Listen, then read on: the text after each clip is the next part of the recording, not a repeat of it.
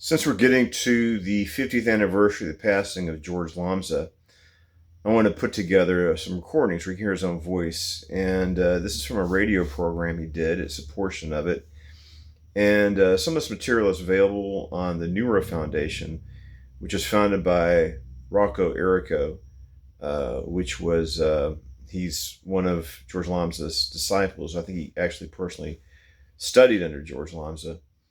And it looks like he's been, over the years, been doing conferences and seminars, but it looks like he hasn't done anything since 2021, probably because he's getting older and slowing down. So I'm going to try to get some of the material from him, especially since he has like a television interview of George Lamsa. And I'm going to play this segment of this radio broadcast so you can hear George Lamsa in his own voice.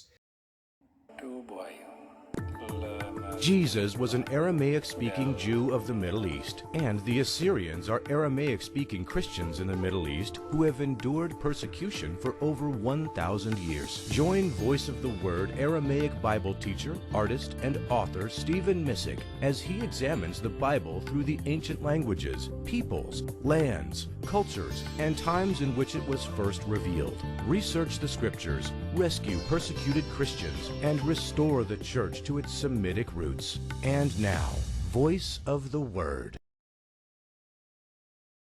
This is the Aramaic Bible broadcast featuring Dr. George M. Lamsa.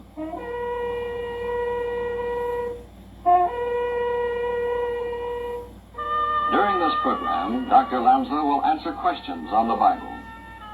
Dr. Lamsa is a native Assyrian, renowned scholar of the Scriptures, translator of the Holy Bible, specialist in the Aramaic language, lecturer, and the author of several commentaries and other books.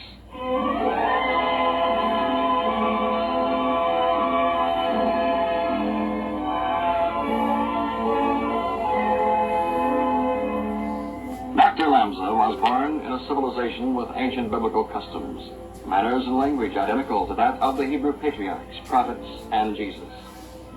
It was in this ancient and primitive culture that some of the oldest Aramaic biblical manuscripts were preserved. Dr. Lamsa's life's work has been to translate the Scriptures directly from the authentic Aramaic, his native tongue, and from the oldest surviving biblical texts in his country. Dr. Lamsa, how long did it take you to make this translation? It took me about 30 years to do the research and to translate directly from the Aramaic ancient texts. From what language did you translate, and what manuscripts did you use? I translated from the Aramaic language, which is the oldest language in the world, which was also the language of the Hebrew patriarchs and the prophets. And the texts from which I translated are called the Eastern texts, the Eastern manuscripts of the Bible, or Peshitta. And Dr. Lamsa, where is the land of your nativity? The land of my nativity is in the northern part of Iraq, in the basin of the river Tigris. In the olden days it was called Garden of Eden. This is because trees and vegetables, fruit trees and vegetables grow wild by themselves, and even today cotton and wheat come from there. Dr. Lamsa, where did you have your training? My first training was at the church schools. We had some very ancient monasteries. A priest always educated a boy to take his place. I was one of the boys in the village who was trained for the priesthood. And later on, the English church opened two colleges, one in Turkey, one in Iran. And I was fortunate to be admitted to both colleges, where I studied for 9 years under 11 Oxford and Cambridge men who had come from England to train the people in that area. And where did you find these manuscripts? They were among these ancient Christians called Nestorians. That their ethnic name is Assyrians, Assyrian Christians. These people, my people, were isolated for many centuries. For nearly 2,000 years, we had no contact with any Christian people or with anybody. We were surrounded by Muslims and by Kurds. And only a few years before the World War I, we heard about Reformation in Germany and crossing of Columbus to this new land of yours. Dr. Lamsa, what does the term Hebrew mean? Hebrew means people across the river Euphrates. The term comes from Aramaic word habar, means to cross over. Abraham and some of his people migrated from Babylon to Haran in Assyria, and they remained there for many years, and then half of the tribe migrated to cross the river, and the other half remained on the other side. So the people who crossed the river, they became to be called Hebrew. What is the name of the text from which you translated, and what does it mean? The name of the text is Peshitta. Peshitta means straight, clear, pure, and original. Anything which has not been contaminated in Aramaic is called Peshitta. And we are told by Eusebius, the first writer of the church history, he was living about 340 AD. He says all the writings of the apostles were called Peshitta, which means simple, straight, because always material in the original language is simple. But when you translate it into other languages, then complications and difficulties creep in, Dr. Lamsa, why was the Peshitta translation not used by the King James Version in the 17th century? Because in the 17th century, Aramaic was unknown in England. The first copies of books written in Aramaic were brought to Austria about the beginning of 16th century by an Assyrian, a man of my own nationality. But these texts were not the Bible, where they were liturgical books. And one of the emperor of Austria published those in Vienna.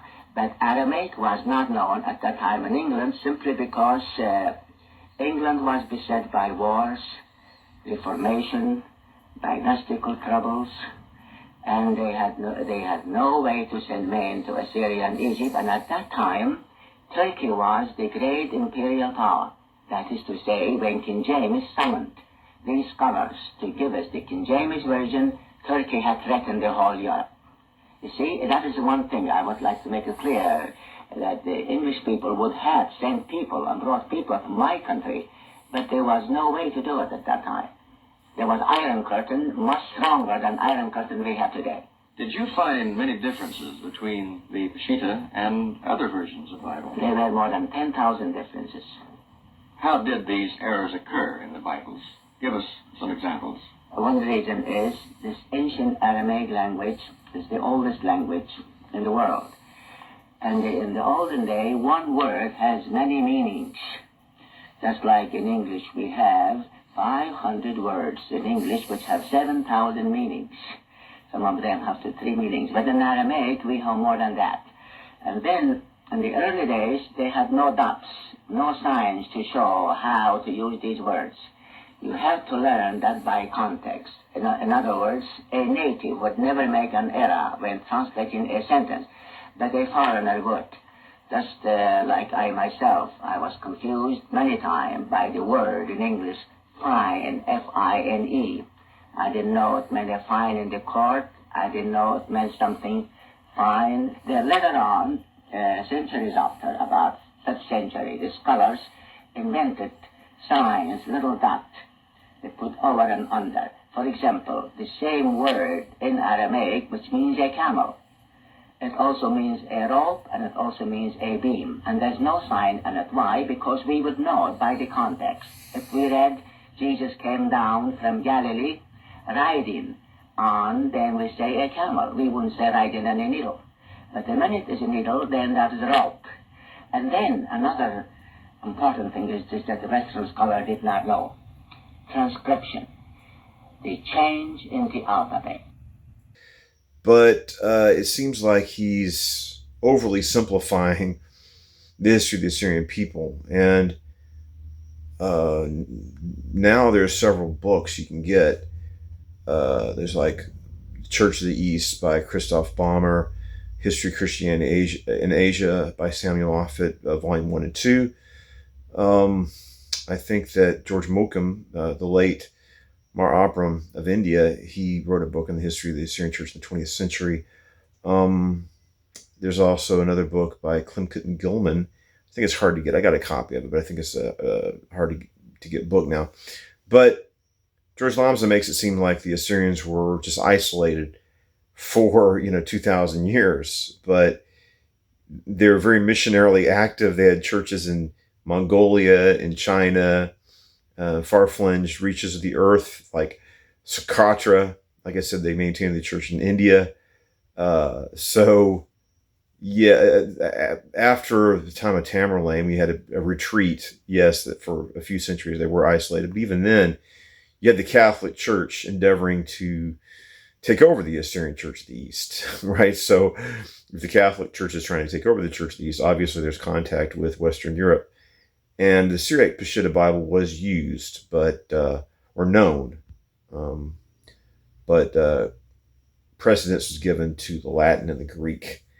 And if you look at the translators to the reader, King James translators are translating from the Greek, but it says they consulted the Aramaic. If they had any questions about what this Greek meant, they looked at the other manuscripts, including the Syriac. So they kind of did have access to it. And as I said, there were a couple of translations from the Peshitta, John Wesley Etheridge and James Murdoch. Before Lamsa did his own translation, we had the other ones, the other two English translations, the Etheridge and of course Steve Ulrich has a parallel Bible where you can see the three main translations of the Aramaic side by side, Etheridge and Lamsa, as well as the Murdoch translations. So still, like I said, you don't have to agree with all of George Lamsa's conclusions, but he was a good writer. He was good at popularizing Aramaic. He did a lot of important. I don't think anybody did as much for creating awareness of the Assyrian people were and popularizing Aramaic studies.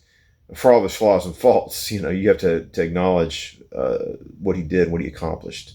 And I think we should recognize that on his 50th anniversary. One other thing that I have an issue with, I want to talk about with Lamsa before we get in the radio broadcast, was he kind of portrayed Islam in a positive light. And he was saying that, like in his book, The Kingdom of Heaven, which is a good book, The Kingdom of God on Earth, it's like, well, why didn't we love them? Why didn't we just love? You should love everybody. You should love the Arabs. You should love the Turks. You should love the Muslims. You should love the Kurds. But if they're coming to kill you, read Joel Werda's book, The Flickering Light of Asia, and look at the atrocities committed in the Armenian genocide. He experienced a lot of that, but he's writing for an audience of liberals that, even today it's hard for people to comprehend that jihadism, right? That people believe that God wants them to fight and kill. It's hard to. Now we've seen what ISIS did. But when George Lamsa was writing, do you think that his patrons and the people come buying his books would be able to understand? During the 1940s and 50s, 60s, even in the 70s, understand the nature of radical Islam as we know today. Where, like I said, we're seeing at that time Islam wasn't really a influential and power and resurgent as it is now. Kind of a lull in Islamic extremism. It happens. Like I say, if you look at my doctoral thesis, every 50 to 100 years we have radical Islam and massacres and terrorism, violence, but then you have a couple of decades where it recedes, but it's a cycle of radical Islam. So yeah, Lamsa published a Quran, a condensed Quran, putting all the less objectionable, but that creates a false perception of what the Quran really is. Actually, there's an Aramaic scholar, Mr. D. Francisco, I think his name. He's up north, and he got mad at me because I've been to the Middle East. I've seen how Middle Eastern Christians, Assyrians, and Copts are discriminated against, tortured, and killed by Muslims. I'm appalled by it, and I've had enough of it. So I was speaking out against radical Islam, and he's like, very offended. But I'm offended by radical Islam, and I want to stop the killing. So we have to speak. The problem's not going to go away until you address it. So that's another thing I disagreed with George Lamsa is trying to, I guess he's trying to create peace and mutual understanding, but it's naive, right? And he should have known having to flee from his homeland because of one of the worst instances of radical Islam. But yeah, I don't have to agree with everything that Lamsa did and said to acknowledge his passed away 50 years ago. And he's an important and influential Assyrian, and he did a lot of good work. And we can build on his work and correct it, modify it, right? Build on it, correct it, modify it, but to continue what he began, because I think he did a lot of good things for promoting Aramaic and creating more understanding of the Assyrian people and who they are.